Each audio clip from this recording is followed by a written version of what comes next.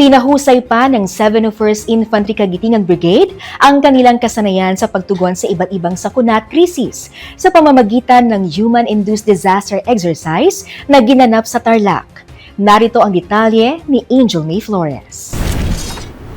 Sa pagpapatuloy ng Salaknib 2026, aktibong nakilahok ang 701st Infantry Kagitingan Brigade at 56th Infantry Tatag Battalion Philippine Army sa isang Human-Induced Disaster Exercise na nakatuon sa Displaced Civilian Operation noong ika-6 ng Mayo sa Sitio Hot Spring, Barangay Bueno, Capas, Tarlac.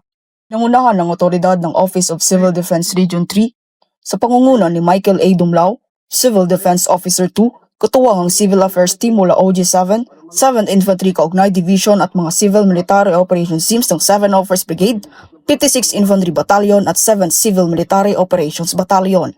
Ipinakita ng pamahalang bayan ng Capas ang kanilang kahandaan at kakayahan sa pagtugon sa sakuna sa pamamagitan ng kanilang Incident Management Team sa ilalim ng pamumuno ni Honorable Roseller Butz Rodriguez, Municipal Mayor ng Capas, Tarlac. Ipinamalas ng mga kalahok ang whole government approach sa pamamahala ng human-induced disaster at sa pagtiyak ng kaligtasan at kapakanan ng 242 displaced civilians.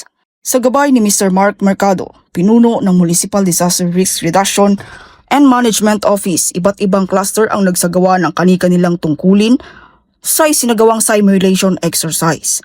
Kabilang sa mga lumahok na ahensya ang Capas Municipal Social Welfare and Development Office, Capas Municipal Health Office, Municipal Planning and Development Office, Capas Municipal Police Station, Bureau of Fire Protection, Department of Interior and Local Government Tarlac, Barangay Council ang Barangay Bueno, Kaakibat Civicom, International Incorporated at iba pang mga role players mula sa 3rd Mechanized Infantry Battalion Armored Division.